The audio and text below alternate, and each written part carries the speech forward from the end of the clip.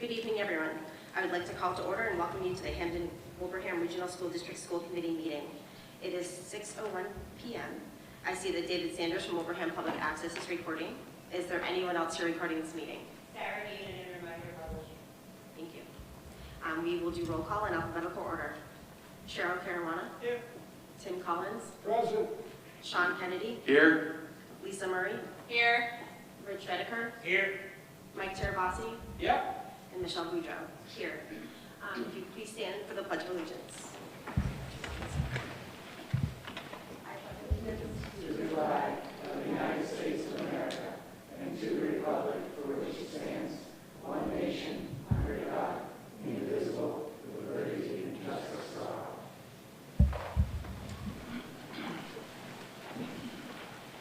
So we are going to begin with the public hearing on the HWRSD FY26 budget. I will turn it over to Doug Slaughter. And that's okay. That's okay. Aaron, if you could just advance to the next slide. Welcome everybody here tonight for the public hearing on the budget, and appreciate your interest in this very important process. In the parlance of government, matters having to do with appropriations and spending are often referred to as ways and means. Much of tonight's discussion will focus on the ways and means of providing an education for the children and youth of Hamden and Wilbraham. But I'd like to begin with a discussion of the ends or goals of education, the outcomes we seek through the expenditure of public resources, and why we believe these to be worthy and in the public interest. Through the accreditation process, many educators working for many months have distilled the ends of education in our district into these 5 sentences, which describe our vision of the graduate. The knowledge, skills, and habits of mind we hope to nurture in each of our students through their 13 or 14 years of public education. According to our vision, we want to send young people into the world who are resourceful, reflective, and respectful, who are accountable, curious, and collaborative, who can think critically, analyze information, and work with others who hold different ideas or opinions without giving up their own beliefs. We want them to be young adults who can persevere, work hard, and develop innovative solutions to problems. People of honor and integrity who strike a proper balance between giving and receiving, rather than thinking only of themselves. Within days of graduating, most of our students will forget how to use the point slope formula, identify the past perfect continuous tense, or describe Admiral Nelson's maneuvers in the Battle of Trafalgar. And although we make a big deal of these things in school, they're not really the point. As Einstein said, education is what remains after you've forgotten what you've learned in school. You see listed on this slide the things we hope that will remain with our students, the true goals that transcend the learning objectives in any lesson or course.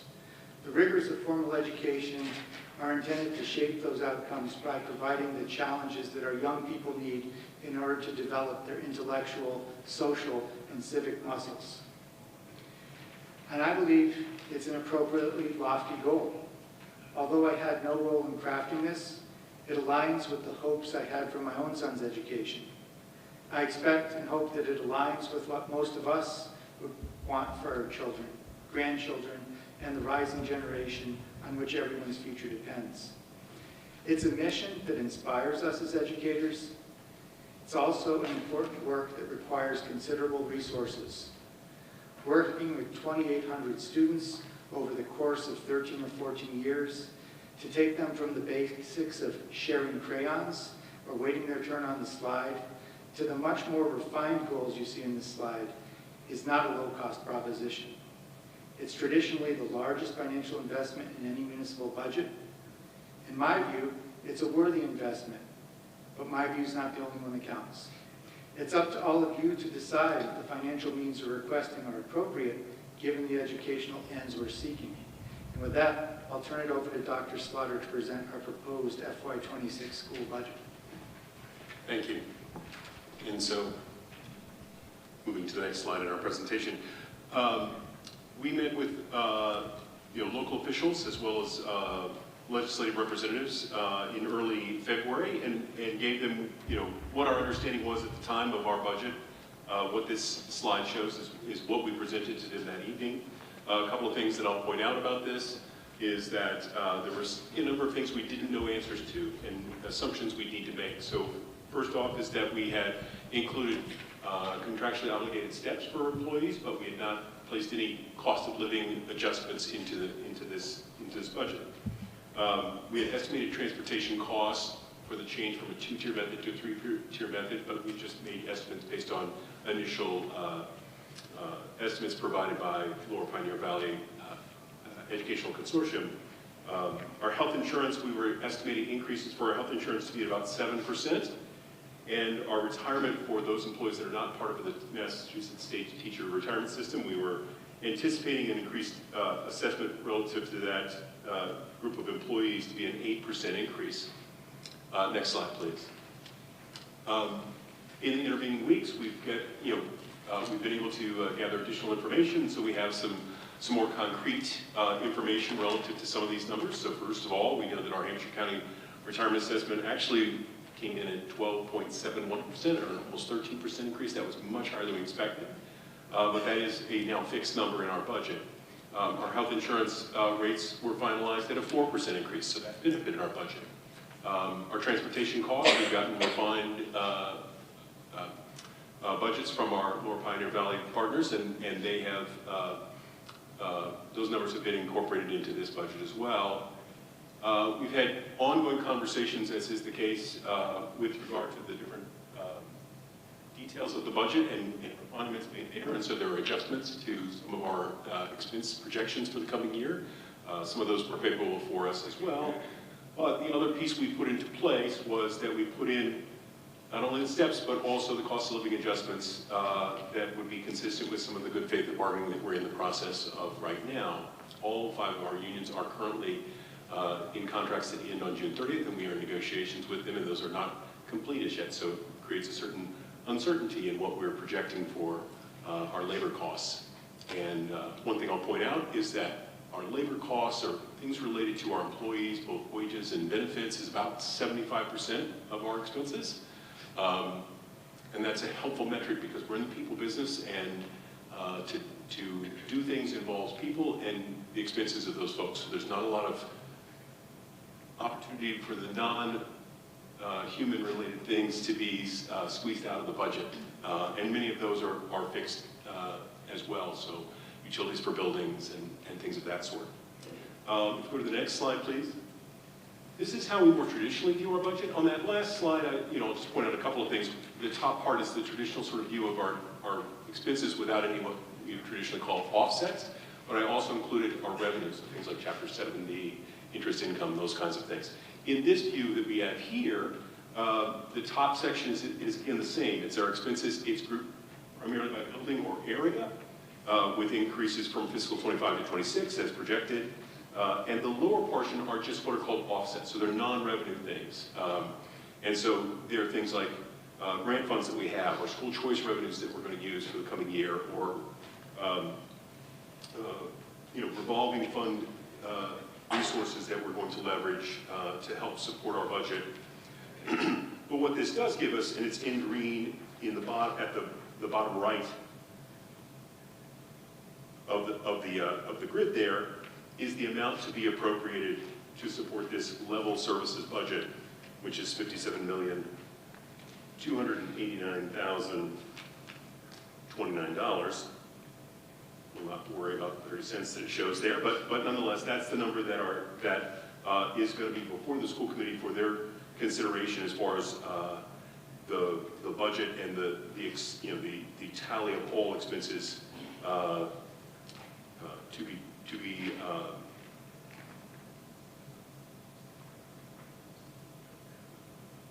realized in the coming fiscal year.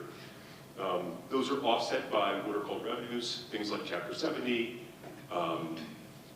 interest income, etc. And so what we will actually assess the towns, it will be less than that full amount. Another way to view the budget, and is actually as described in our regional agreement as to how we will view the budget. the next slide, please, is by budget classifications. These are broad categories that the state has defined as ways to report our expenses to them.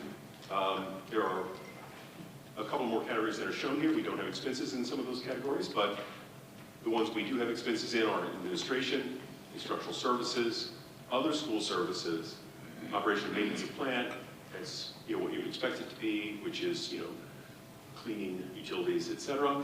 Fixed charges, this is where some of our benefits are. Almost everything in that fixed charges category is an expense that we carry for our employees, not exclusively. There are some things like property insurance that are in there. The other thing I'll point out about fixed charges is that this is an expense that municipal school districts traditionally do not carry, or more often than not do not carry. So health insurance for employees, retirement assessments, those are generally in municipal districts carried by the town's budget and not by the school budget. So that's, if you're looking at this relative to municipal school budgets as opposed to a regional school budget, that'll be one of the areas that adds a lot more cost to our budget. It doesn't show up a lot of times in some of our neighboring communities that are municipal budgets. So I just want to point that out. If we go to the next slide, please. What we've done is we've taken the information on our expenses, so the top part of that previous slide, and displayed it here, and we've pulled out and displayed the salary versus the expenses, so the sort of people cost versus the other kinds of expense we have in each of those categories. And so that's partly a way to demonstrate how our expenses stack up, where we spend our funds and the resources that are granted to us. A couple of things I'll point about this is it is before offsets. So if you were to tally these, that's $60,999,554 at the bottom of the fiscal 26 column, is the total amount of expense we have. We have offsets, so we use things like school choice and IDEA funds and those types of things to offset or reduce that down to that 57 million number that I showed previously. If we were to take that, and go to the next slide, please. If we were to take that information on that grid and place it onto a pie chart just to sort of see visually where our expenses reside, it results in the following slide. And the way to, I think, best to look at this is to start at a 12 o'clock position, and the dark blue, it proceeds in a clockwise direction. It's our administrative salary expense. It's about 2% of our expenses. Then the next is the administrative expenses that are not related to salary. And that big green section in dark is our instructional services. This is most of what we do, is to teach and instruct students, and that's the big chunk that we pay for staff to do that work. That salaries is the big green. The lighter green to the next is the non-salary expenses that we can incur relative to instructional services. And as we proceed around in a clockwise fashion, each of those groupings of category is in turn there. And again, we start with the salary expense and then the non-salary expenses as we go around. And so you see, if you look at all the salary expenses, that's a pretty big chunk of the pie here. And then when you look at fixed charges, which is that purple section, that's also mostly employee benefits. So you begin to realize how I came to that 75% is what we spend on our expenses and benefits for staff and employees of the district. Next slide, please. So this is a consolidated view of operating and capital assessments that we'll be asking the communities to support our budget. We traditionally show different components of this. In reality, some of these distinctions are very particular to school-related budgets, but when we ask our towns, sort of what's the bottom line they're supporting the schools, it's the bottom number in green. And that includes both capital requests, which we'll talk about a little bit later, as well as those things related to the operation of the school and the debt service on this building. So those first three lines combined are assessments related to our minimum contribution, our transportation, and then those contributions by the community above the minimum that we are asking for to support our operating budget. And so in the first row of green, you see the numbers for both Hamden and Wilbraham to be assessed relative to just the operating budget. That next line that says Minnechaug debt assessment is the debt for this building that we're in tonight. And that is a bond that we're paying off over, actually it's a couple of bonds that we're paying off over a number of years and there's a strict formula as to how that's apportioned between the two communities. The next line green is the combination of operating and debt on this building. In our motions that the school committee will take action on this evening, it'll be that combination that they vote in the first portion of their action steps, and then the next line, which is the capital, specific capital requests that are region-based, not the specific ones that go to each town and are owned and carried by the towns, but these are specific to either this building as a regionally owned building or capital expenses that are ones that benefit the entire regional district. In that case, the regional assessment for Hampden is $89,592, and for Wilbraham is $369,408. There are additional capital requests, but those are specific to each community, and that will be seen on, again, when I walk through the capital specifically. But these numbers, particularly in the green, the three green lines in the middle of the grid, the $9,371,251 and the $32,093,573 is one piece of what we'll be asking the school committee to take action on. And then the bottom two there that say the regional capital assessment of $89,592 and $369,408 will be the capital assessment that we'll ask them to take action on regarding obligations of the town that we're suggesting that they support for a level services budget. So that is very similar to what we discussed last Thursday evening, and so I'm happy to answer questions, but before that I'll turn it over to Dr. Provost to finish up. Sure. And in my initial comments, I kind of zoomed from the big picture down to more local for Doug's presentation. Now I'll sort of pan back out and just share that, we take our responsibility to be good stewards of public resources very seriously. With guidance of the school committee, we seek to maximize the impact of every education dollar entrusted to our care. I believe the data shown here substantiates that our district is providing taxpayers with a strong return on their investments in education. This data from FY23, which is the most currently available data from the Massachusetts Department of Elementary and Secondary Education, shows per pupil expenditures by district for us and our nearby districts. Now, per pupil expenditures are calculated by dividing the district's operating costs by its average pupil membership, including both in-district and out-of-district expenses. This includes all sources of funding, local, state, federal grants, etc. I have also listed each district's high school accountability percentile, which shows the school's multi-year overall performance relative to other schools with similar grades, in this case high schools. In some cases you see more than one rating for a district. That's because they have more than one high school. As you can see, in 2023 we were fourth from the bottom in terms of educational spending, but third from the top in terms of performance. We spent $3,009 less per pupil than the statewide average, but had a high school performing in the top 30% of all schools in the state. In my opinion, that's an excellent value for the taxpayers. Let me be clear. Some of the districts shown here receive much higher levels of state and federal assistance, so it's easier for them to support higher levels of education funding. Some of them also serve student populations with much greater needs, so more educational inputs are required for each learning output. I point this out not to complain that we're falling behind our neighbors in supporting education of our students, although that is a conclusion you could draw from this. I share it only to show that we have been very conservative in our educational spending as compared to our neighbors and the state as a whole. We know we're coming with a large ask in this budget.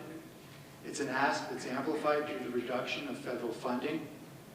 This data shows that we try to make our request as modest as we possibly can and use the funding we've received to its greatest effect.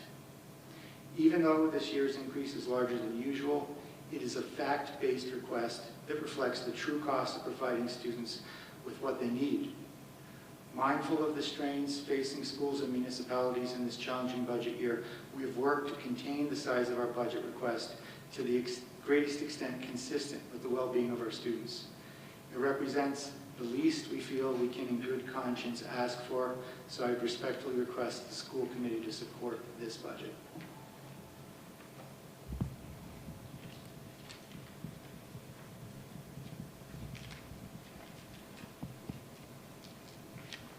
Any questions or discussion on the budget?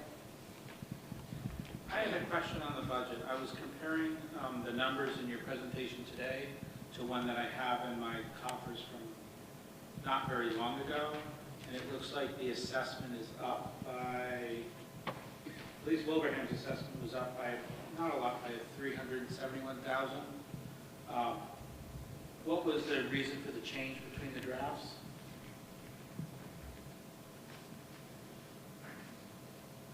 So specifically, you're asking about, I'm seeing a draft that shows Wilbraham assessment 32,093,573, and then I'm looking at the table in today's presentation, and it shows 32,462,982.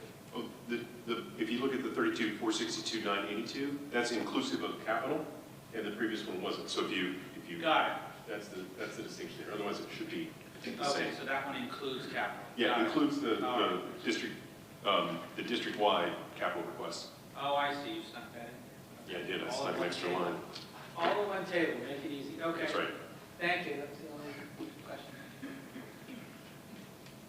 Yeah, I want to first thank everyone who's here, all the taxpayers in Wilbraham and Hamden for supporting the budget year over year. And you know, there are definite increases and such this year that are making this very challenging for everybody. Every department is having challenges right now.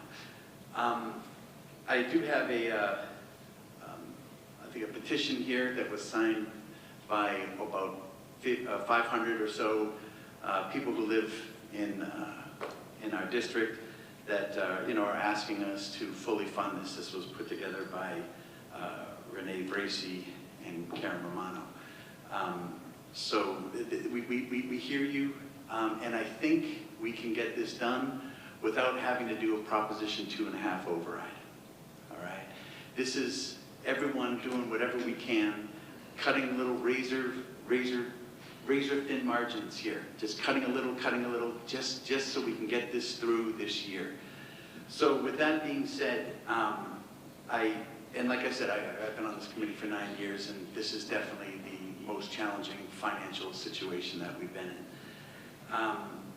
I believe in discussions that I've had and looking at the numbers and talking with Wilbraham Finance and Wilbraham Board of Selectmen, and as well as Hamden. We met with Hamden, the advisory committee, and we met with the Board of Select in Hamden as well.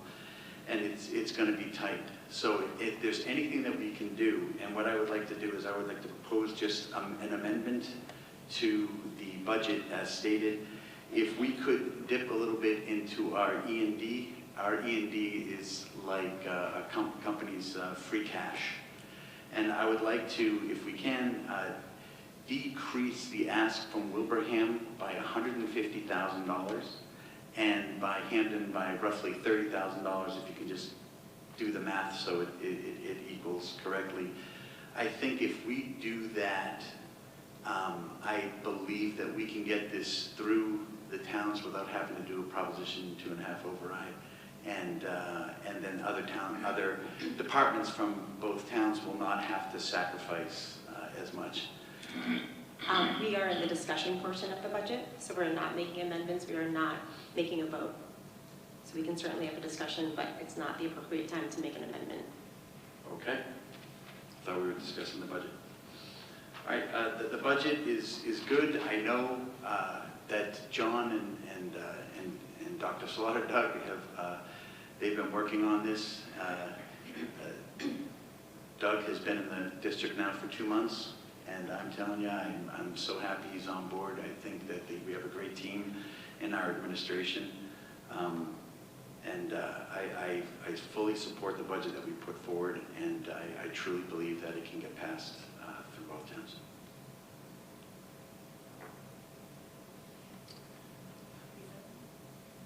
I was just going to reiterate what I said last time, that it's the job of the school committee to approve a budget that fully funds education without any cuts. So I'm in favor of the budget, because any kind of cutting would be,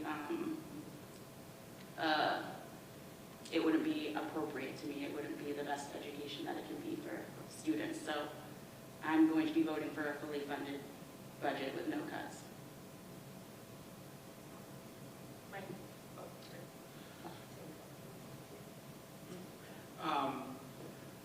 So I guess I wanted to make a comment on a couple things that were discussed last night at the Wilbraham Finance Committee meeting and the Select Board meeting.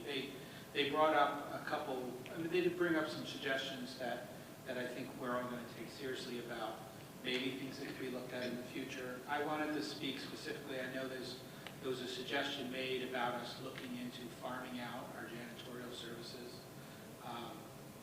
And while, and that's not really something for us to decide today whether to even look into that, but I personally, I wanted to respond to that because I remember from the last time that this was looked into, we discovered how good a relationship our students have with the janitors in the building. In the buildings, sorry, we have a whole empire of buildings in the school district. And then when I sit back and I reflect about that, I said, well, are we going to, you know, what do I think about contracting with a company where on any given day, different people could come in? And sure, I would hope they were Corey checked, but you know, it's a mechanism by which a large number of strangers to our district could have fairly close contact with the children in our district, and it starts to give me some security concerns. So, you know, as I reflected on that last night as one of the suggestions, because I was trying to, you know, they spent a lot of time working on the budget, and FinCom, Wilbraham FinCom has worked very hard, and they have a very difficult year. With all the departments, it's not all our fault. But some of it is, you know, some of it can be directed towards the schools, and so I wanted to take all of their suggestions, you know, very seriously, and I thought about them a lot last night. In particular, in regards to farming out the sanitation services, I'm concerned. I fear for it to lead to a security concern, something that happened to a kid, and that makes me quite against it. Although I would listen if people looked into it, but it would make it difficult for me to support it. Otherwise, I think everyone has worked hard for the budget, and I support it myself. I have one other question. I know we're talking a little bit later in this meeting about another one of the suggestions that came from a member of Wilbraham FinCom. If that's entertained in a serious manner, is it enough that it would change anything, or are we talking like little ripples in the pond from a drop of water that aren't going to make an impact?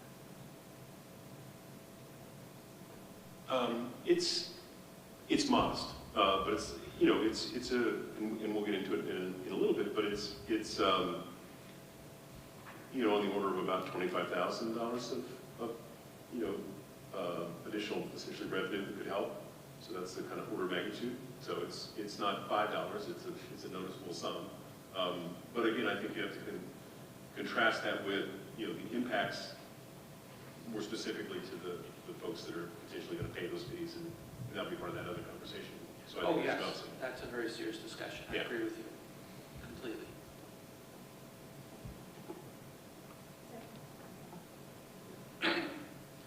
I appreciate the effort that has been made to come up with a budget that maintains services and there wouldn't be any cuts. But quite frankly, I'm disappointed in the fact that we're talking that way. And I'm disappointed in the lack of support from the federal government. I'm disappointed in the lack of support from our state government. Property tax is not the best way to fund one of the most important services that municipalities deliver to its citizens. And I urge everybody who's here tonight or who's listening to reach out to state senators and state representatives all over this state, your friends and neighbors. 2/3 of the school districts in this Commonwealth are facing the same problem that we are. We don't have sufficient resources to give our students a full and complete education. 2 years ago, when I came to town, and we were building a strategic plan, I spoke at both in Hamden and here in Wilbraham about bringing back hands-on learning, shop, home careers.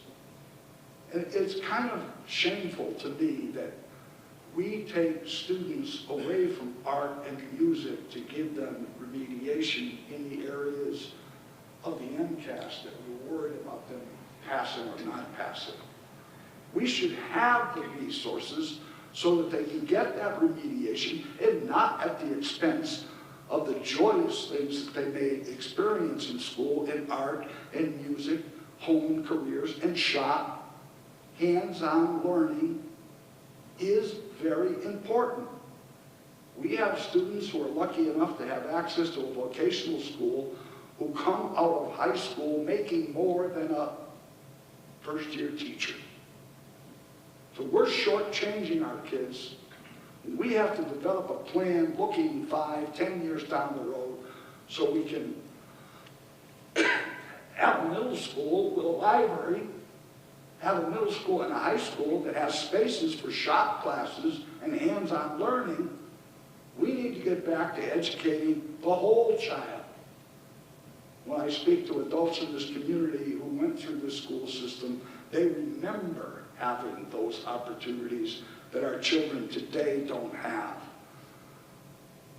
So I appreciate the effort, but quite frankly, I don't like the budget. I know the towns have limitations. There's only so much you can ask from the property tax owners, but we ought to be building an army of people who are communicating with the governor and the legislature and say, do your job. Hold the children in the public schools of Massachusetts harmless from the chaos that is going on in the federal government right now.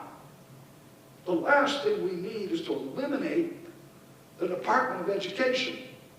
Individuals with Disabilities Education Act is how we fund kids who are critically needs, who have handicaps. That money can't go away, and if the federal government plans on it, we need the governor and the legislature to backstop the schools in this Commonwealth so that they don't lose those services. This is a very critical financial time for this school district. We need to spread the word. I'm disappointed that this auditorium isn't full. I'm going to continue to do everything I can to wake up our reps and senators and have them do right by the children in the public schools of this Commonwealth.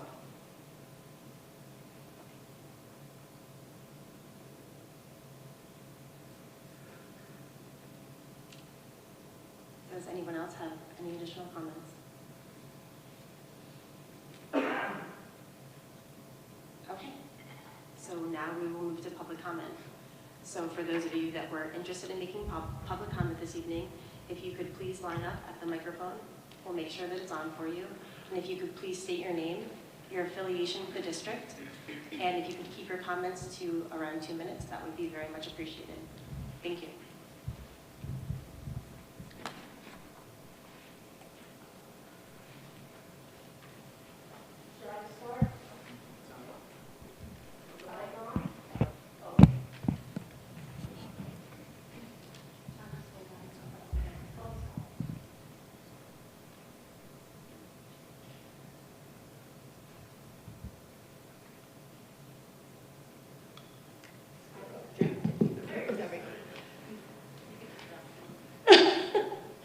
Good evening. My name is Dorothy Borden. I'm a parent of a high schooler here at Minichog High School, also of a middle school student, Ted, who's with me tonight. I stand before echoing what the last gentleman just spoke about. I'm a parent of a kid that is an IEP. And I just hope that in this budget, with all the rumblings about the federal government and everything, that he will be taken care of, and other youth like him.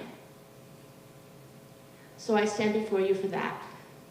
Just don't forget the children. Thank you. Thank you.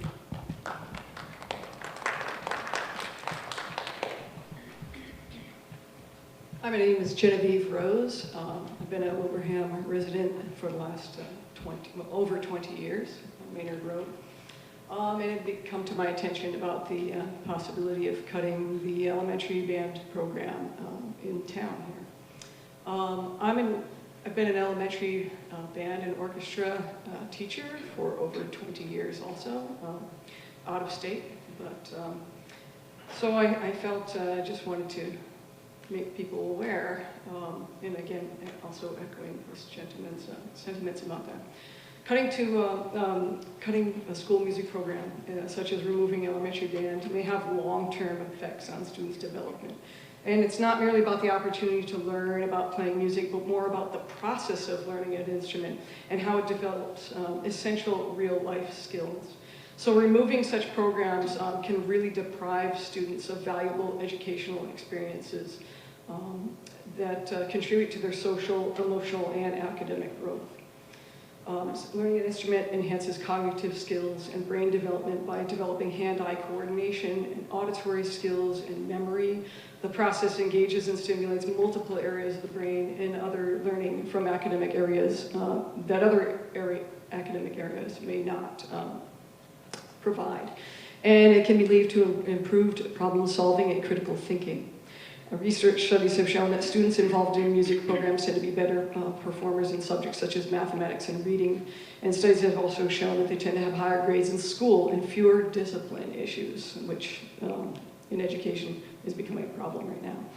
Reading music, understanding rhythm, and disciplined practice correlates with enhanced brain development, especially in young children.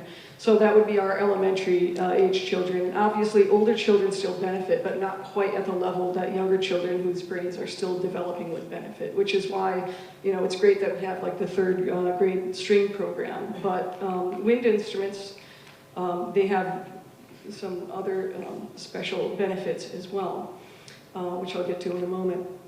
So some of the benefits to learning are fostering that creativity and artistic expression, developing a sense of discipline and commitment. Again, these pertain to all academic areas, not just music, and so this is like one activity which can hit all of these important aspects.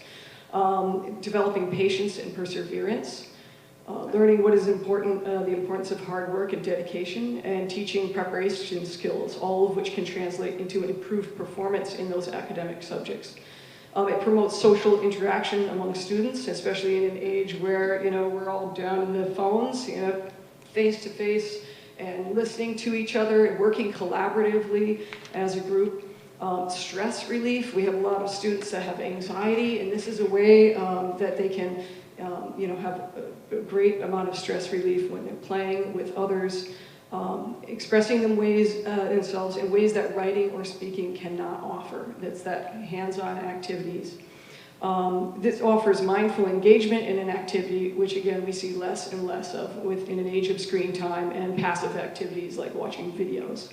So children can build self-confidence by performing in front of others without feeling nervous.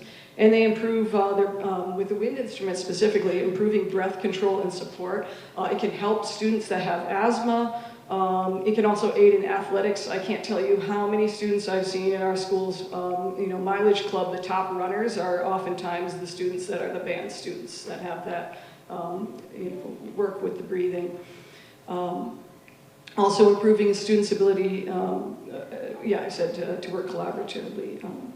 It's also an incentive for some students to want to attend school, because this might be the one thing that really brings them there and helps with their attendance, because they want to be there for their lesson, they want to be there for band, and it helps incentivize the other subjects as well.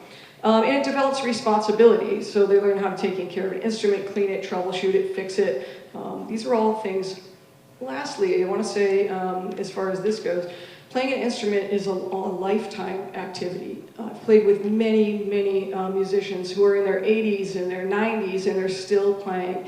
And you know, sports are fantastic activities too, but they're not necessarily doing that in their later years in life, right? So also, music is an activity that engages everyone, and there's no like sitting on the sidelines or sitting on the bench. Everyone is engaged all the time. So you can have 60, 70, 80, 90 kids all simultaneously engaged in one particular, one activity. So taking away of that removes a humongous creative outlet for all of those students potentially, and then, all of those extra benefits that go along with it. So anyway, I'm just hoping that with a little bit more reflection that, people might realize that taking away the elementary band program would probably not be in our best interest, definitely not in our best interest as a town. Thank you.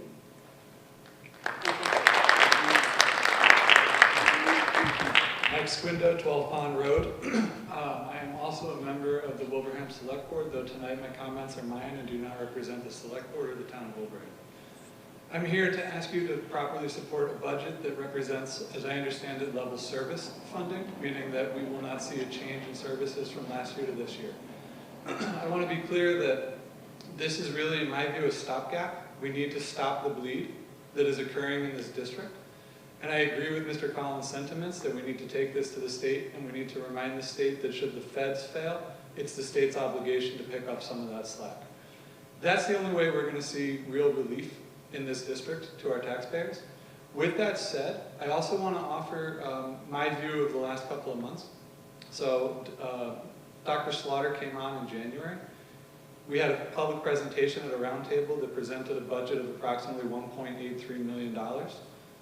And that did not include 3 major volatile numbers that could go in our favor or against our favor at any given point in time. It also didn't include an estimate for contract negotiations that are under process currently. So to see that budget go from 1.83 to 2.45 rounded, with a 13% increase in pensions, I personally want to applaud Dr. Slaughter and the efforts of his team and Dr. Provost for making sure that our budget was pretty darn stable from first public presentation to tonight's discussion.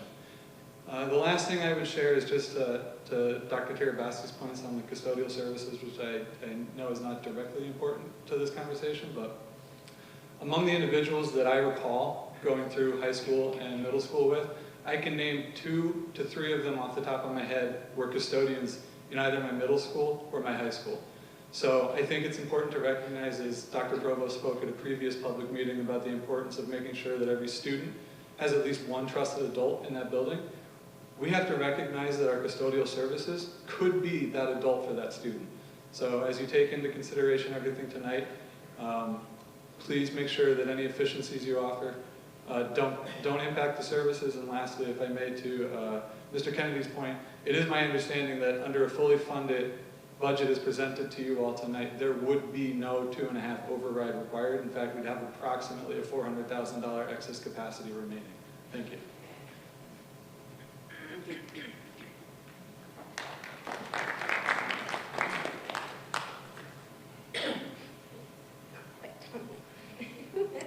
Hi, I'm Tracy Smith. I'm here with my daughter, Kira Smith. Kira is a voice for the Green Meadows School. Kira is in 4th grade. She has done both chorus for 2 years. This is her first year doing drama. This is being talked about in the school, with the youth, with the students. This is who it's about. This is who it impacts. When she came home and said, "Mama, I might not be able to do drama next year," she cried. She has loved to work with Miss Kennedy. She does an amazing job. She does it all by herself. There's a couple parent volunteers that come in and help out, but she does a phenomenal job, and it's one person for the Green Meadows. Kira's a little nervous to speak, but she has put some thoughts together. She does want to read them, So I ask that you please listen because this is the voice of our kids. We were hoping there might be some other students that were willing to come tonight and be their voice, but it looks like it's just us, and that's okay. So just please give some grace and understanding as she reads through this. I will give you a couple of reasons to not shut down these activities. One reason is that kids could find their passion and socialize. Another reason is drama, chorus, strings, and band are part of our lifestyle, but field trips are only once a year and not that important. Therefore, I think you should not shut down these activities.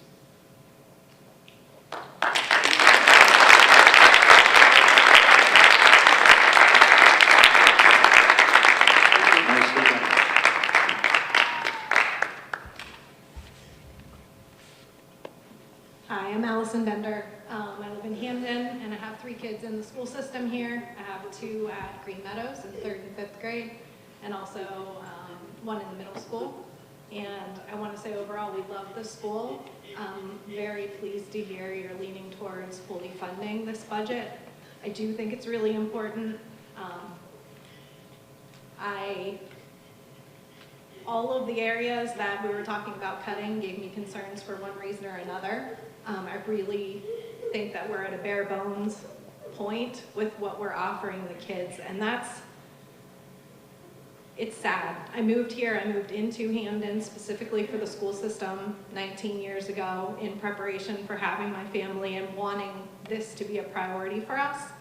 And I'll just say specifically with the arts programs, my kids are in music, they're in strings, they're in band, they're in chorus. My daughter is really looking forward to drama club next year when she's old enough, and she came home today too, talking about this, saying, what are we gonna do? And I said, honey, I'm gonna go to the meeting. Like, I can do what I can do, I can talk to my friends, we can let you know how important this is for our kids. I think that, you know, in corporate America, where my experience is most recently, highly performing teams come mostly from the dynamics between people. You know, you see results with team building, you see the efforts of things that are outside of the specific task at hand. And I'd like you to consider that, to a large extent, our athletics provide some sort of a network to these kids, a framework that allows them to relate to each other, that allows them to enjoy their academics and be able to absorb and learn in a setting where they feel safe. And I think the music and the arts programs, the drama, all of these things strengthen that network by providing new interconnections to kids who wouldn't have otherwise really felt like they knew each other. Kids who aren't on the soccer team only, right? Now the kids know the kids on the soccer team, and they know the kids in the band, and they know the kids in the drama, and all of that strength is gonna show up in our academic learning performance. And cutting it will do just the opposite. Thank you for your time.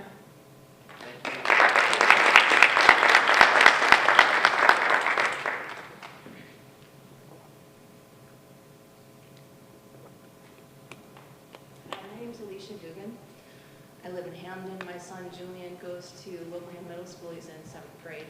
He has been part of the music program ever since he could, playing strings and playing in the band, in the drama club with Miss Kennedy at Green Meadows.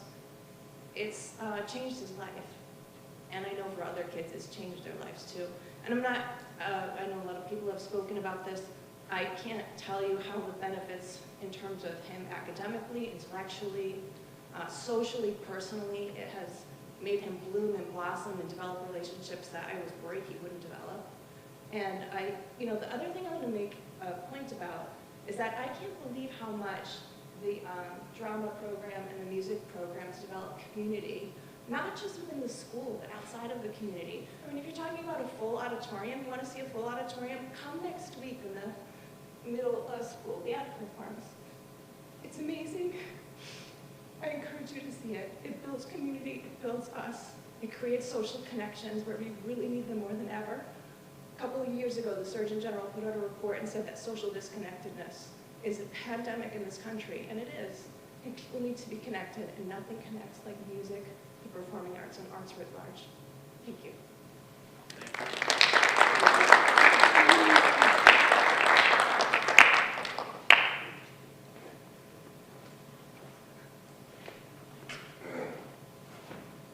Hello, my name is Zach DePace. I live in Wilbraham.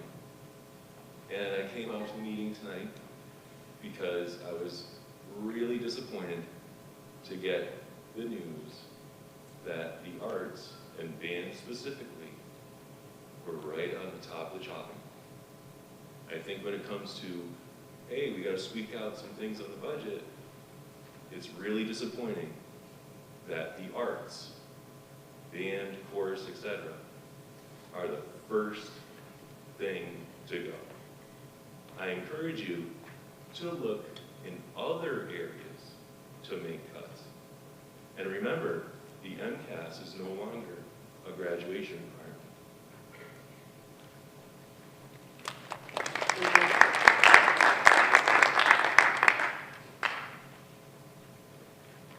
Good evening, Karen Romano. I think most of you know me. So 5 generations of my family have been educated through Wilbraham. My children, we have 4 kids. All of them have varying interests, talents, needs, and it is so important that the district be able to hit all of those. I have had a tremendous response in the past week from school committee members, from select board members, from finance committee members, from residents, students, everyone that I've talked to about what can we do? How do we move forward? How do we not end up back here again next year having the same conversation? And part of that is with Mr. Collins, with the comments that you made. Part of that is really looking at how do we get, there are so many mandates on the school district. How do we make sure that the authorities that are making those mandates are giving us some sort of support in making sure that we can get them done? And the other piece of that is how do we come together as a community? How do we get the residents and the parents and all of these different elected officials together to have a conversation outside of us and them, come together as a collaborative we, and figure out how we find other funding sources for the school district outside of just taxes, because it's the only way forward that I see. I have a list over at my chair of at least 15 people that have reached out to me this week and said, when can we get together? When can we meet? When can we have a conversation? And I think that is the best takeaway that I have from this week, is that people are engaged. They want to be a part of this conversation. They want to be a part of the solution. So let's figure out how to make that happen. The other piece of that is that my children are very involved in drama, in music, and all of those things. I can tell everyone here that in every conversation that I have had with an elected official in this town this week, not one person wants to cut those services. It's very difficult when you're trying to figure out what do we cut when you know we don't want to cut anything. It's very difficult to make those choices. And I know, I can tell you because I have a child that receives a lot of services in this district. It's very hard to determine where to pull services from when you're saying there are kids that have substantial needs that have to be met. And there are also kids whose needs may not be as obvious and that are met through things like band and chorus and drama and art. So you are put into a very difficult position. The finance committee's put into a very difficult position, but I can tell the people in this room right now, or anybody who's listening online, the conversations I have had this week with the elected officials in this town have been positive. They have shown support for the school. They have shown support for all of those programs. And I just think it's important for everybody to know that it's not, nobody is out there saying that there's something more important than education, but it's a matter of balancing all of those needs, which is a difficult job to do. And what I really want to end with is to just thank everybody who's here, everybody online, everybody who has reached out this week. Like, thank you. Thank you for being a part of this and for caring.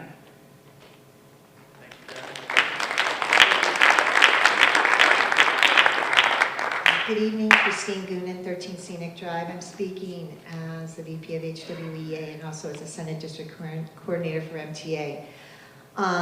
Thank you, Karen, for last night and tonight, and for those online that are listening, and for the school committee and the budget that we're working towards really making our school district rock. I am going to say one thing, that statewide, there is something we can definitely do. There are 9 bills right now that will fix the Chapter 70 budget, that will fix the special ed circuit breaker, which we get punished by, that will fully fund our regional transportation budget. This means actively calling our legislators, and don't forget the Speaker of the House and the President of the Senate. They also are responsible to us. They need to hear from us. And we need to get them to know that Hampden-Wilbraham Regional School District needs to be seen and heard and show up. And the passion and the speeches tonight from our students, anyone online who wasn't here, it would bring you to tears. And this is why, as an educator, I do this. I love my job. I love the kids. Our students and staff are tremendous. But we got to branch out outside of this district. We've got the support of our locals. We need to tell FinCom, we need to show up at town meeting, grab everybody you can, and make those same speeches, and also call our legislators and the Speaker of the House and the President of the Senate, Karen Spilka. And I will tell you personally, just getting off the phone with people in Boston, they're listening, so let's be louder, right? Let's get loud, because they are ready. They're ready to help, but we need to tell them we need the help. Thank you very much.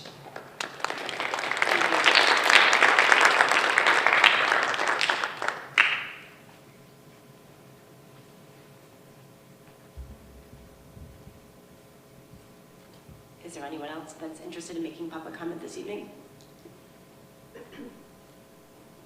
Okay, thank you, everyone. So we will move on to new business, and we will discuss and vote on the HWRC FY26 budget. I want to thank everyone who offered public comment tonight, and I just want to clarify a couple of things, and I want to also amplify a couple of things. One is that I personally am not in favor of any cuts to the budget.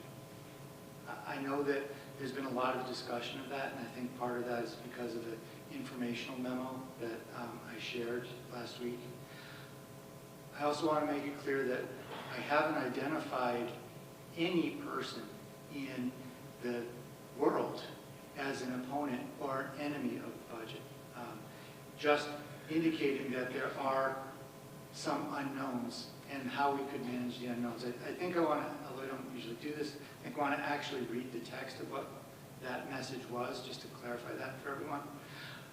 So this was a memo that was shared with the school committee at the last school committee meeting. It says, as I shared at the budget roundtable meeting, 232 of 319 Massachusetts districts are now in minimum status under the Chapter 70 formula, which is the primary state education program for local districts. The governor's budget includes a $75 per pupil increase of minimum aid for FY26 This is the highest increase ever included in the governor's budget, but it falls far short of meeting the actual increase in costs in providing public education. To make matters worse, our projected federal funding is expected to decrease by $185,000 for FY26. That's before any of the stuff that was said this week. That means that for approximately every $2 additional of state funding we are projected to receive, we'll be receiving one less federal dollar. Of course, no one can predict how the looming March 14th federal government shutdown will resolve. We have that ahead of us next week, I think. Likewise, we don't know what levels of education funding will be included in the final state budget, as Christine Goonan said. Our local budget process is still ongoing at this time. Nevertheless, we may be faced with a budget gap of some size at the end of all these processes. The list of Massachusetts districts that have already announced potential FY26 funding gaps include Amherst Regional, Brookline, Belchertown, Cohasset, Hingham, Melrose, Natick, Needham, Stoneham. This was as of last Thursday. I can tell you since that time this list is growing. I'm extemporizing now, including a lot of places where I have family members working who are facing potential reductions. While it can't be known what the size of any potential FY26 budget gaps may be, or even if there will be a gap in the end, the administrative team has prepared a list of potential reductions to advise all interested parties on what potential measures may be taken to address any budget gaps that remain at the end of the process. It's respectfully submitted for informational purposes only, as any FY26 budget gaps are only potential at this time, and as the committee has the authority to direct the process of any needed reductions.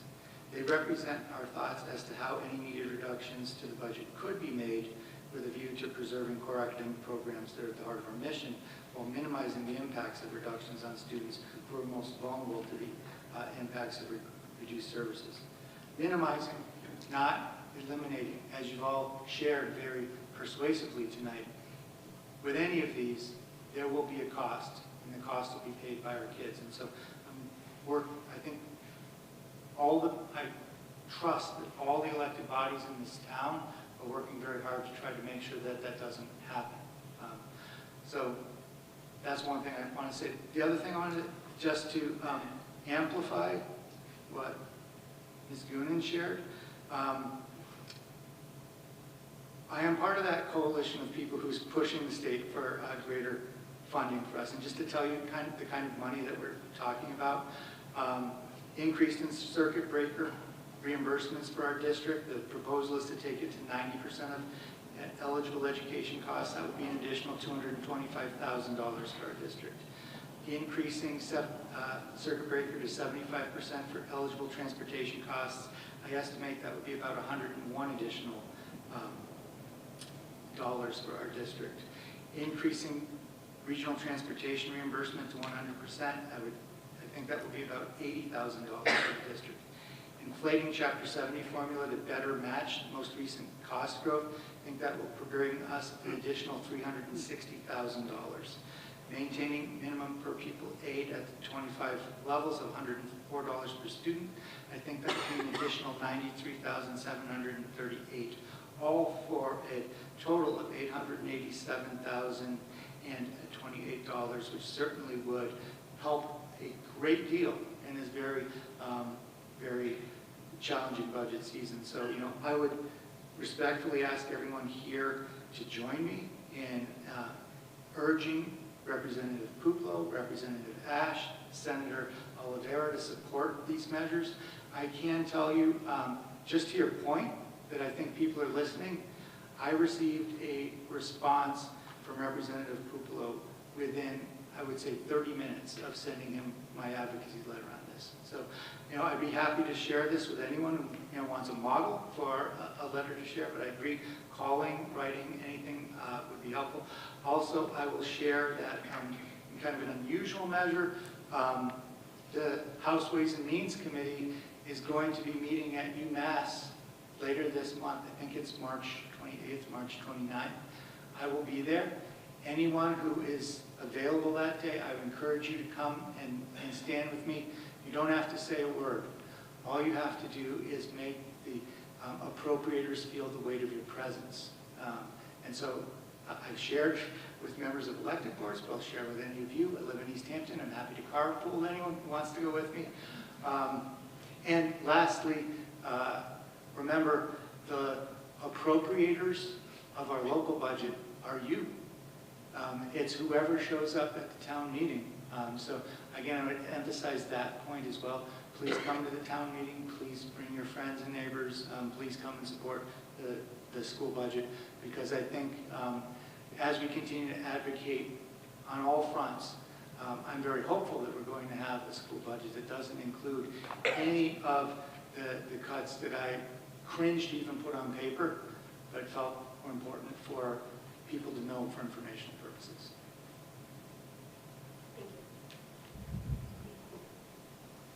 Okay. I would like to, again, bring up that motion that I brought up before. I do appreciate a select board member from Wilbraham, Michael Squindo, saying that he believes there's going to be $400,000 underneath the levy limit. In conversations I've had with different people from town, that number is very different no matter who you talk to.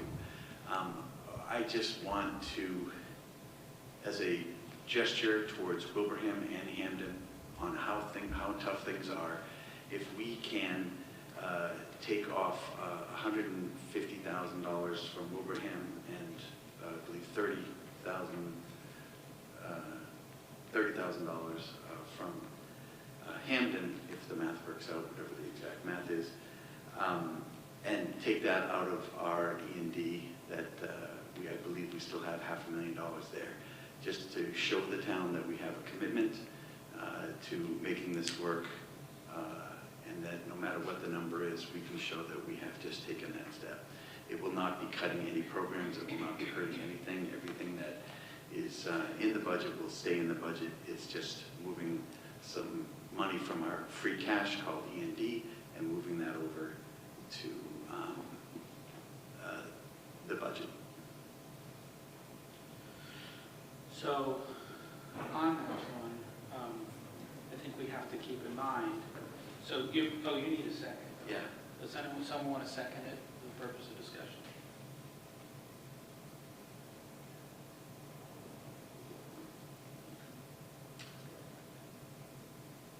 I guess, let me talk about why initially I was going to second it, and I'll second it.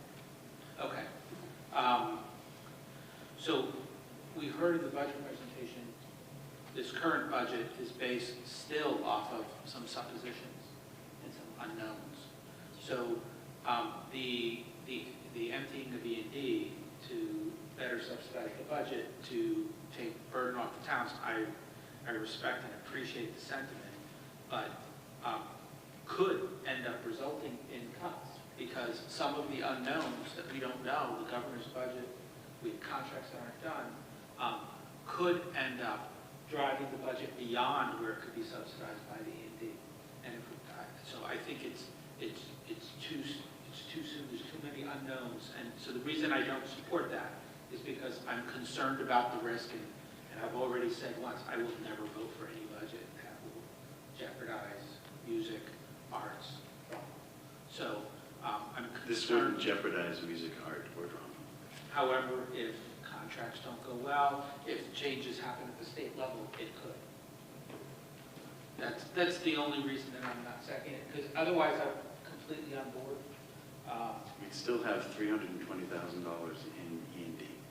And that was, if you remember last year, we used all of E&D towards the budget, and we were still had E&D for this year of $1.5 million. I remember last year, I remember losing a lot of sleep over the fact that I felt irresponsibly overcommitted E&D under mostly the compulsions and pressures from the towns.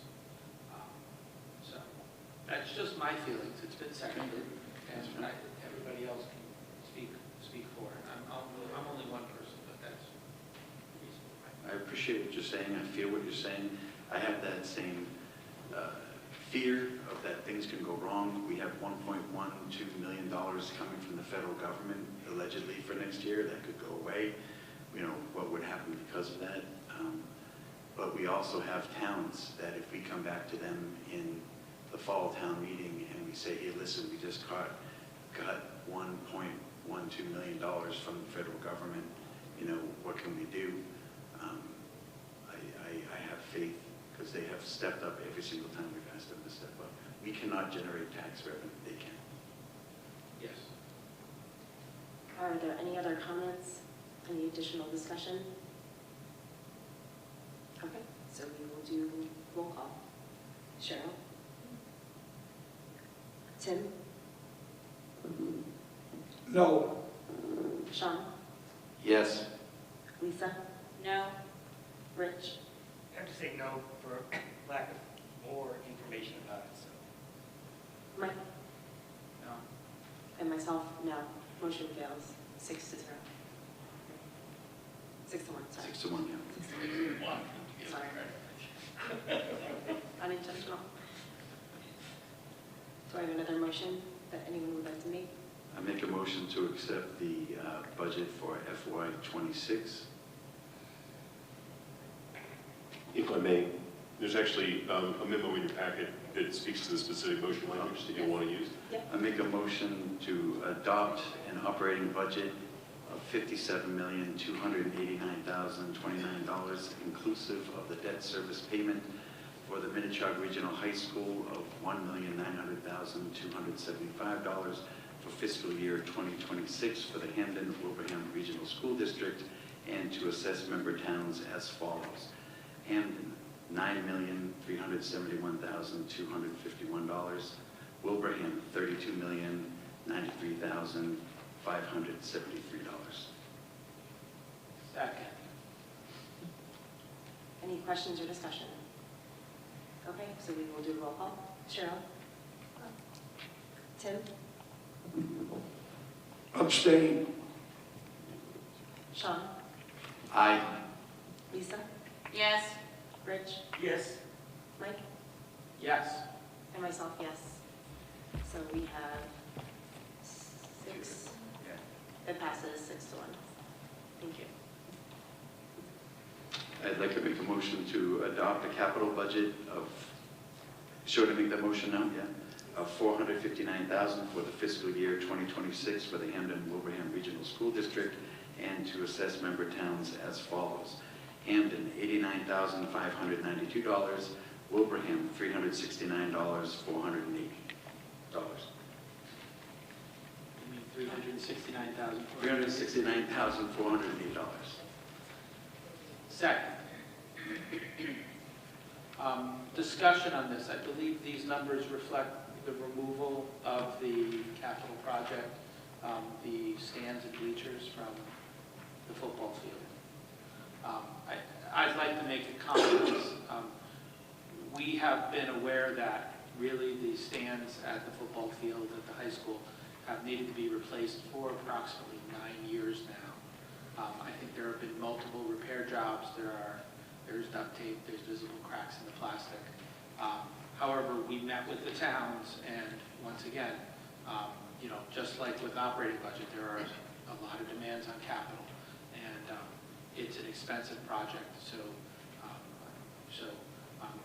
this was modified based off of discussions with the towns to take it off, and it'll be for future endeavor. If there's anyone out there, either online or in the audience, that has the talent for philanthropy, the go get 'em to go hustle down, we would love to welcome the Dunkin' Donuts stands at the football field, or Starbucks, or any group of sponsors. But oh, sorry, I can't say any names of sponsors, but it could be something that the school could benefit from. So I'm going to turn the microphone to Doug. So did you want me to present the capital changes? Okay. So, Oh, he already said it. We're going to do that. We have to. We're pausing. This will be part of the discussion. it'll be a long discussion.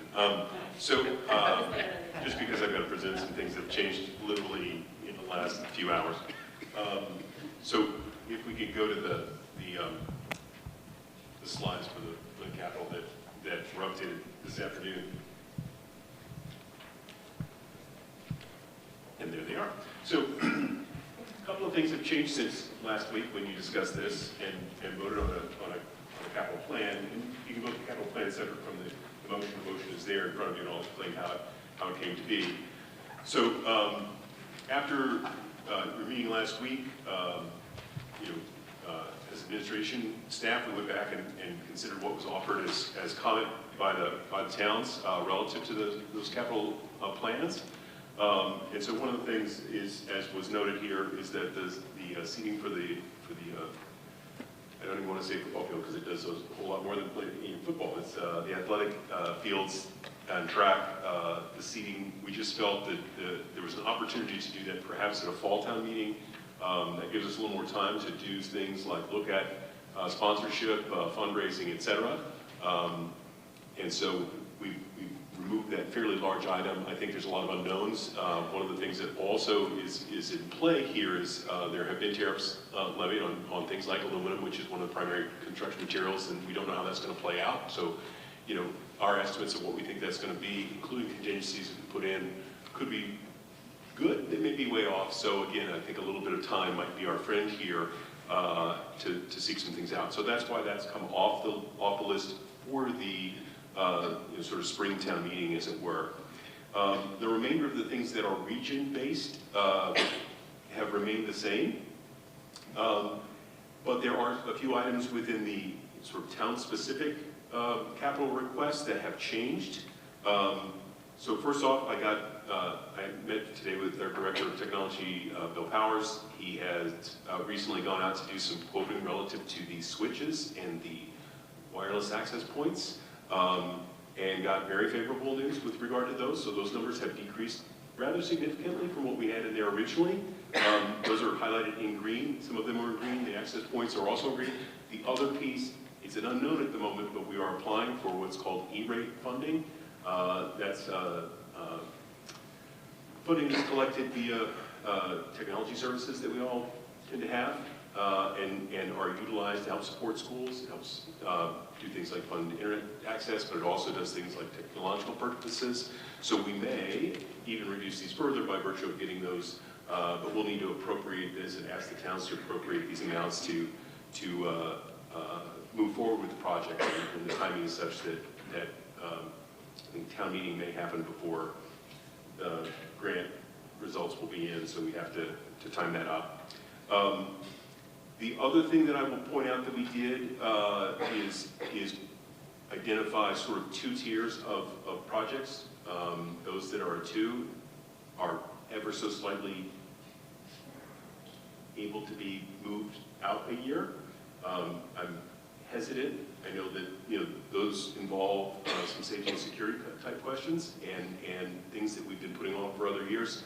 But we just felt the things that are sort of labeled with the number 1 are a little bit ever so slightly higher priority, as it were.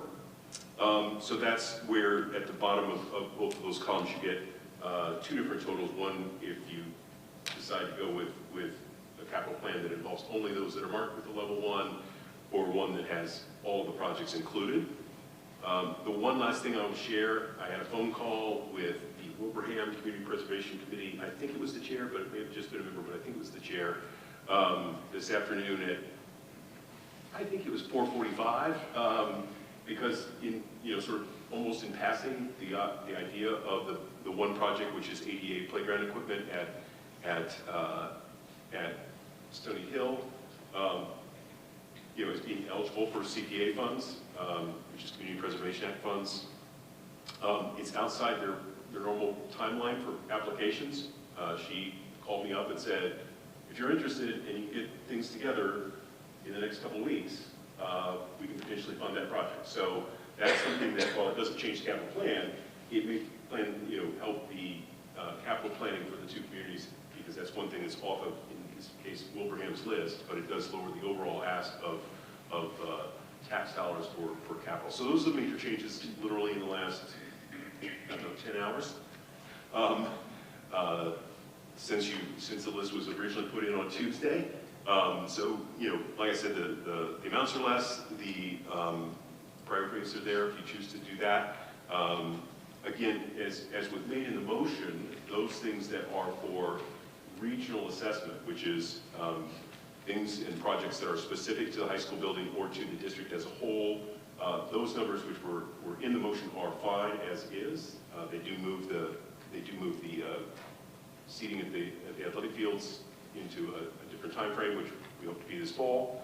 And then the specific projects that are more individualized to the towns have been modified and quite frankly reduced in size. So I'm happy to answer any questions people have. Hopefully that was clear. But I'm happy to answer any questions anyone might have about it. Any further discussion on this? Just about the bleachers. So 9 years ago when I came on the committee, we were talking about how imperative it was that we fix those the bleachers just for safety, flat out safety reasons.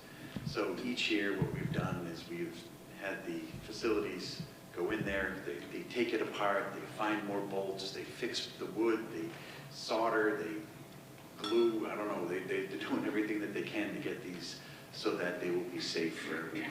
And I believe, Michelle, what was it, 3 years ago, or was it 4 years ago, that we actually allocated, I think, was it $60,000 as a Band-Aid, wasn't it something like that? Yeah, as a Band-Aid to just keep these going more until we can get these done.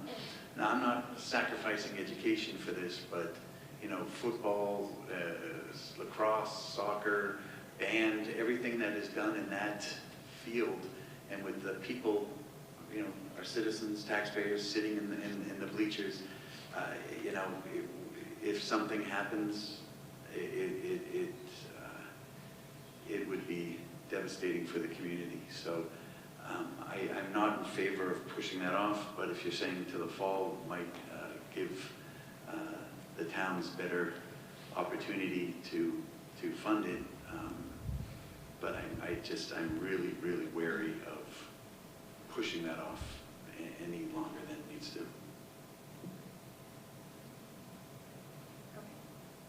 Any other questions or discussion? Okay, we will do roll call. Cheryl?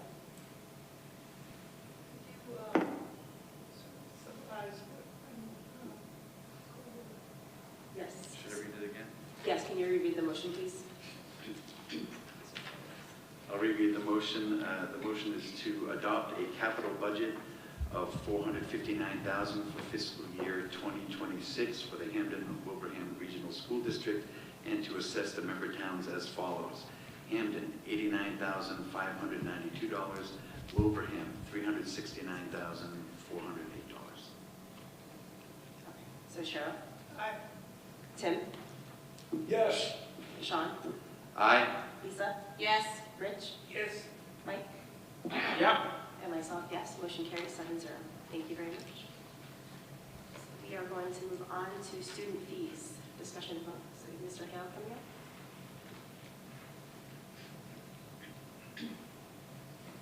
Can someone load a microphone? Yeah, here you go. Or you can take that one. Would you want me to hold it for you? Whatever's easier for you. Let's go here, hold my computer. No. Just wanted to start by saying I am a saxophone player. In fact, I got my first date with my wife because I played Camptown Races in kindergarten class in 1999. So, My son plays the baritone saxophone. oh, there you go.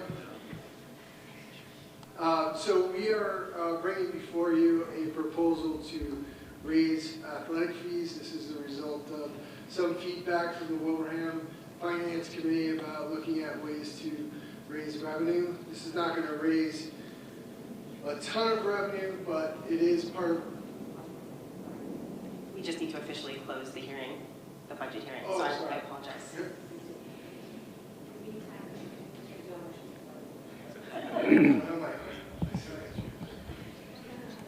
May I have a motion to close the budget hearing? I make a motion to close the budget hearing. So Sean will be the second. I'll second. Okay, perfect. So we'll do an all in favor? Aye. Is anyone opposed? Okay, so the budget hearing is closed at 7:26. Thank you. for that. Okay, sorry, Steve. No problem. So the last time we made adjustments to the athletic fees was in 23-24. At that time, the school committee was looking at us to do a profit and loss for each sport. So we have kept that process for the last 2 years. We always do a 2-year average for each sport because the home and away matches are not always equally balanced. This year, for example, we had 4 football games, but 6 away. Next year, it'll be the opposite. So the sports are not always balanced in that way. In 23, we did not raise fees for cross-country, lacrosse, soccer, swim and dive, tennis, indoor track, and outdoor track. So in those sport areas, it's been longer than 5 years and the fees have been adjusted. Why are the fees going up? Rising transportation costs. We have to outsource transportation a ton these days because we're traveling further distances. Our games start earlier. We can't get buses or bus drivers, which is the same reason why our school buses are having issues. MIAA dues, higher league fees, higher official fees, PVIAC hockey fees. These are all the things that are increasing that's contributing to this. We've also taken some steps. We've extended our uniform replacement program to about a 5 to 6 year average when we buy new uniforms for teams. Most programs are replacing uniforms every 4 years, so we've kind of stretched it out. Also working with the Minnetonka Athletic Booster Club, they have supported us greatly with equipment needs that we would normally have to do. And we're also looking at generating advertising fees through advertising on various fields that we have on campus, but also some options for naming rights. So if anybody out there wants to name the athletic complex, send us, we have to bring it to you for approval, but send us a very large check for 5 years, and we'll release the name of the athletic contest for it. And we also compared our fees with many local districts. The program that seems to be most comparable is Longmeadow, and even with our proposed increases, our students will still pay less than what Longmeadow pays per sport. So we have sent you a proposal. I'm hoping that you have.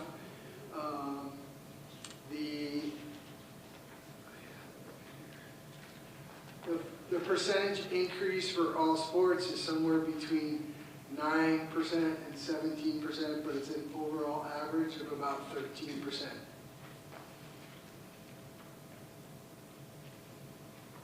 On the spreadsheet, so the ones that are negative numbers are the only sports that you're taking a loss on?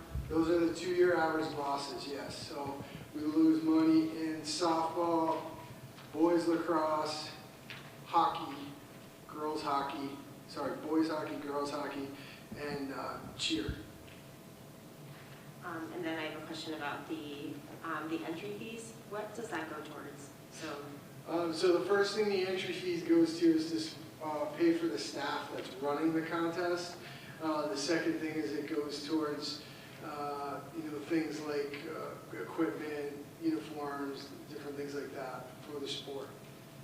The other thing I mentioned, the long term that Doug and I have been talking about, is one of the main reasons why our athletic accounts tend to run in the negative is that a large portion of the athletic director's salary and the athletic trainer's salary is in the revolving account. There's probably only 2 employees in our district that are funded out of revolving. So long term, not this budget, we've talked a lot about fiscal year 26. We want to think about the ability to move those 2 personnel into the general operating budget. Other questions? Sure. Just for some of those sports, so I recognize that the equipment and just the overall, I think, cost of certain sports is significantly less. So if you're comparing something like cross country to lacrosse or skiing, or but they all have transportation. But I'm curious specifically, for instance, ice hockey, the fee that it's currently at, is it 500? 520. 520, boys and girls, and the increase is going to 595. So for the, I would imagine the cost for hockey in general is significantly higher. So I just wonder, when you look at, when I looked at some of the neighboring towns, like I think Long Meadow's charging $850 for hockey. And so that's for boys and girls, and so it's specifically for our girls hockey. So we're a co-op, Right. and if you, when you look at area districts, I mean, West Springfield, for instance, for ice hockey, they're charging $400. So everyone's kind of paying a different cost. So I just wondered, but I also just wondered, just because I know the cost of running a hockey program, there's ice, transportation. I'm just wondering why that cost hasn't gone up more, and just kind of looking at the various sports that we're talking about and saying, okay, reasonably, this is, you can anticipate this is going to be significantly more expensive, and people that have been involved in that sport are expecting to pay a lot more. Now, I understand that with a traditional, like, winter season, whether you're, you know, younger or whether you're, you know, doing a split season or something, the high school season is a little bit shorter, but the cost of ice doesn't change, so. Yeah, it's a great point. I mean, we could zero that out and try to break even in girls and boys hockey, but you're talking about probably like 1,100, 1,200. And then do you start to price yourself out from kids wanting or families being able to participate? Yeah, absolutely. I wasn't proposing doing that giant hike, but I'm just saying that just when you look at the cost of what it takes to run the program versus what we're charging. I think Steve was afraid of eclipsing the 600 number. Okay. That's why he went right to 595. But you know, we're open to taking that feedback and looking at it again. Okay. Thank you. I had a question. So when we talk about fees going up, you know, my concern is always about access to students being able to participate. Is there, and if there is, can you describe a needs-based assessment that could get students so that they don't have to pay a fee if, you know, if they don't have the means, so that all the students have theoretically the opportunity to participate? Yep, Steve Burdrett, the athletic director, works directly with Julie Dougal for the free and reduced lunch program. So anyone who has qualified for the free and reduced lunch, they are exempt from paying these fees.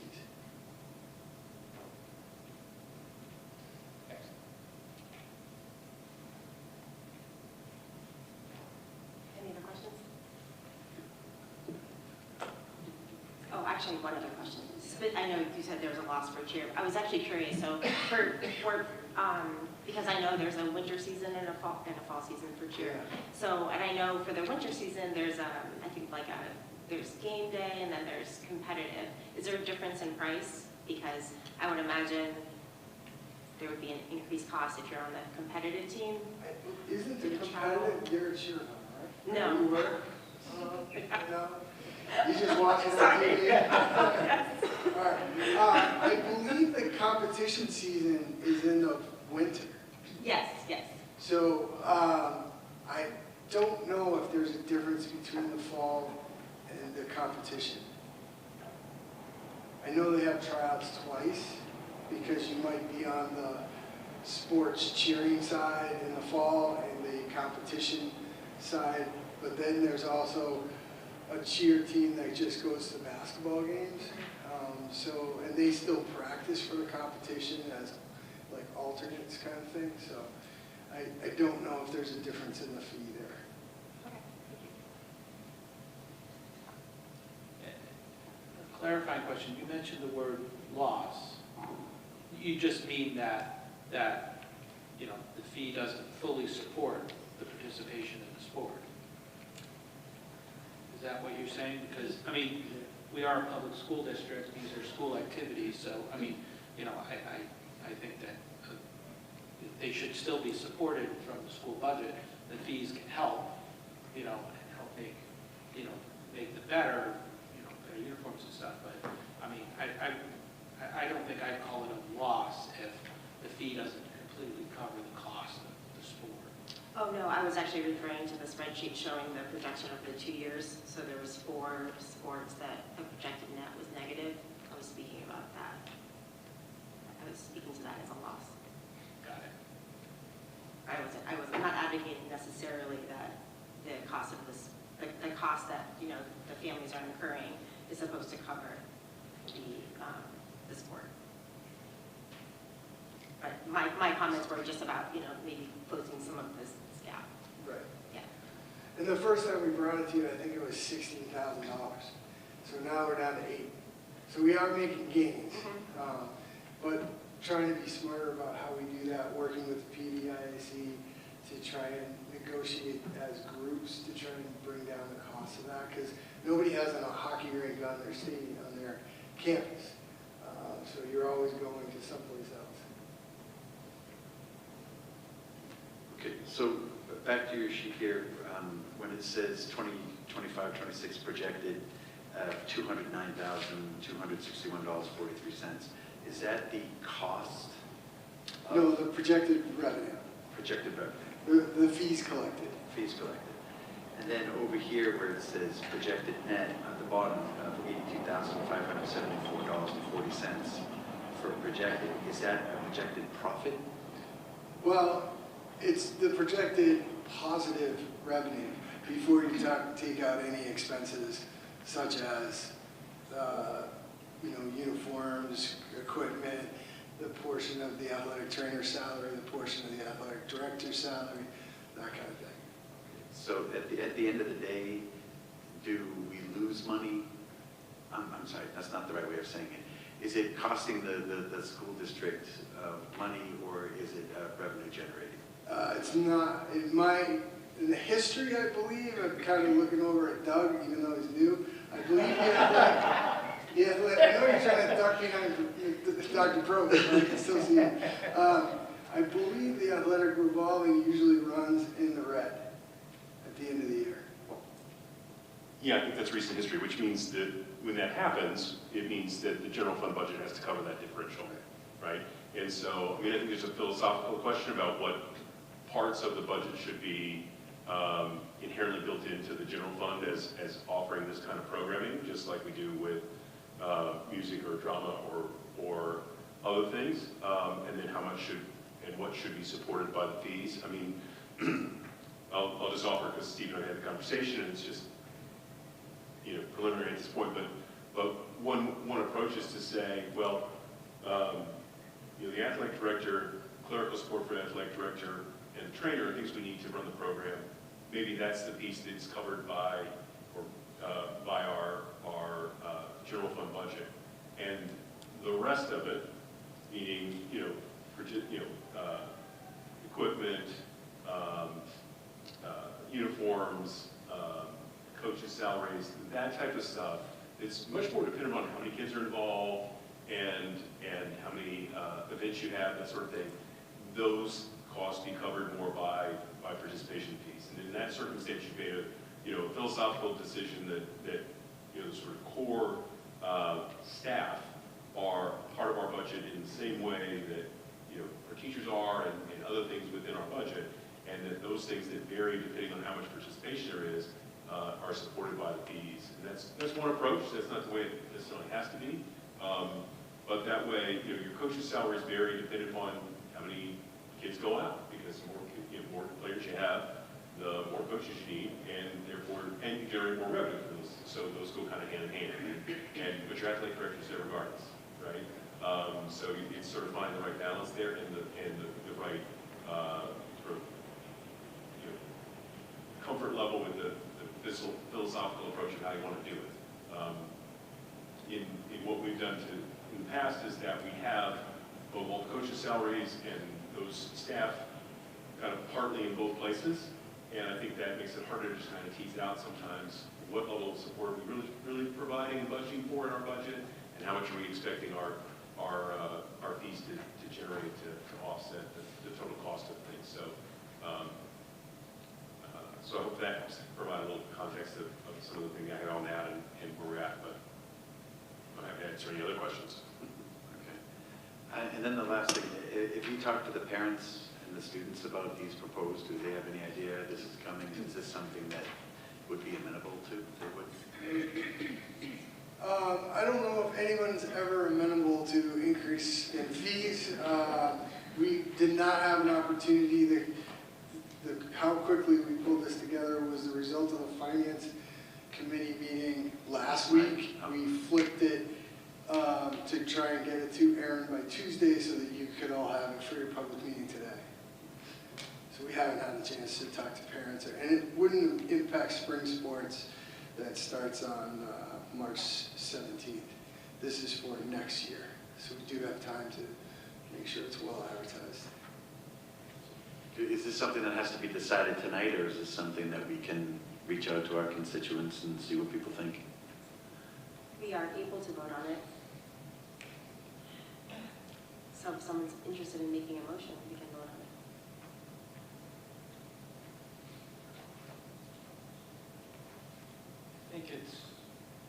I think in good faith that it's something that, we can do to show the FinCom that we're, and Hampton Advisory, that we're willing to listen and work with them collaboratively to do, whatever can be done. And it was a legitimate suggestion. Fees haven't been raised in a couple of years. It's a small increase. So I'll make a motion that we accept the new fee schedule for athletics. And just a quick comment too. So the fees have not been increased in a few years, but the fact is that equipment costs, officials, transportation, all of those have risen. So It's a fair statement. The increase that they're requesting, I mean, when you compare the numbers, there is an increase, but we've been incurring the increase as well. So. All right, so any other discussion? Roll call. Cheryl? Tim? Yes. Sean? Aye. Lisa? Yes. Rich? Yes. Mike? Yes. And myself, yes. Motion passes 7-0. Thank you.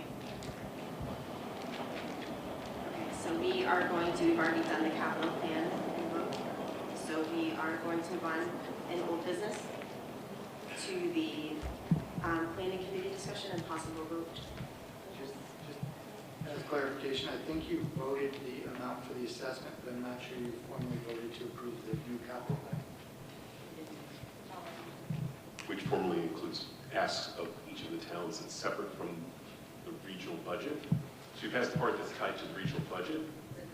That one, that's tied to the regional budget. However, the total ask and the sort of reshaping of the capital plan, or submission to the towns for the specifics that happen at the town buildings is. I believe I reread the motion and then we voted on it.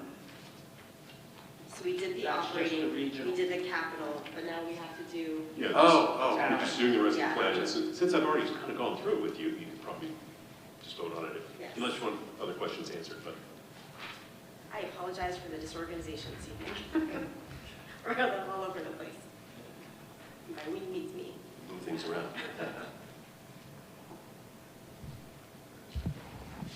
Is there a motion to adopt? Yes, you just adopt the plan. Okay. I'd like to make a motion to adopt the revised capital plan for projects both in the town of Hampden and Wilbraham for, as outlined. Okay. Second. Okay. Any questions or discussion? Okay. All in favor? Aye. Aye. Is anyone opposed? Okay, motion carries 7-0. So now to the planning. Thank you. In your packet, you will have two versions of the most current version of the regional agreement. One I'm referring to as a red line version that has strike-throughs and new additions highlighted. And then there's one that just is plain text of what the new agreement looks like at this point. We met earlier in the week, I'll say Monday or Tuesday, to review this agreement. There's a lot that was discussed, and I'm not going to attempt to replicate that discussion here tonight. I will say that the last version that we had sent to the state had 66 suggestions for revision, most of which were quite minor. And the direction that I had gotten from the planning committee was essentially make all these comments go away. So we did make a lot of those minor changes. There were 3 items that the planning committee asked me to get further clarification from the state on, so I am going back to them on those 3 items. The 2 things that I would draw your attention to are in the red line version on page 6, section D of that section, or part D of that section. This is the language that talks about how to deal with the capital costs for Wilbraham Middle School. At the planning committee meeting, one of the suggestions that was made was that the select boards of the 2 towns should get together to discuss this specific section and see if they can arrive at a mutually agreeable solution for this. So my understanding is that a meeting has been set up.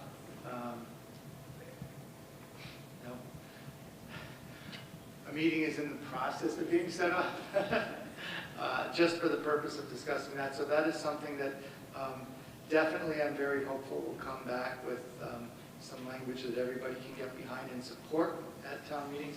The other thing that I think is important to share is that what I sense is the emerging consensus of the planning committee is that it would be best to address this in the fall, since budgetary matters are such a large portion of what's going to have to be dealt with in the spring, that bifurcating those issues into 2 meetings would be helpful. And so that's really what I wanted to share this evening. So the possible vote is just to vote to move this, this to the fall town meeting for both Hampden and Wilbraham. I make a motion to push the agreement between the 2 towns, the regional agreement, vote off until fall town meeting. Second. Any questions or discussions? Are we 100% sure that Wilbraham will be having a fall town meeting? Hampden always does, since you happen to be here. Mike? I will once again remind everyone I don't speak for the select board. I knew you were going to say that. That being said, if there is an item that needs to be brought up at the fall town meeting, it has been past precedent that we have a meeting when it's necessary. Good. Yep. Any other discussion? Okay, we can do an all in favor? Aye. Aye. Is anyone opposed? Okay, motion carries 7-0. Okay, so we'll move on to the consent agenda. Make a motion to accept the consent agenda. Second. I just want to say on that, on our last, I participated in the last meeting remotely. We can change that on the minutes. Okay. Any other discussion? Okay, all in favor? Aye. Is anyone opposed? Okay, so motion carries 7-0. Our next meeting is Thursday, March 20th at 6:30 in the IRC. We do have the need for executive session. Don't you have to read it? Yeah, sorry. Sorry about that. I've been along here. I'm telling you, I know. I can read it for you. Executive session pursuant to Mass General Laws, Chapter 30A, Section 21A, 30, to discuss strategy with respect to collective bargaining with HWEA or litigation if an open meeting may have a detrimental effect on the bargaining or litigating position of the public body, and the chair so declares. HWEA Units A, C, clerical and custodial contracts. To conduct strategy session in preparation for negotiations with non-union personnel, or to conduct collective bargaining sessions or contract negotiations with non-union personnel. Mrs. Donovan, to discuss confidential matters related to the review and approval of executive minutes. So moved.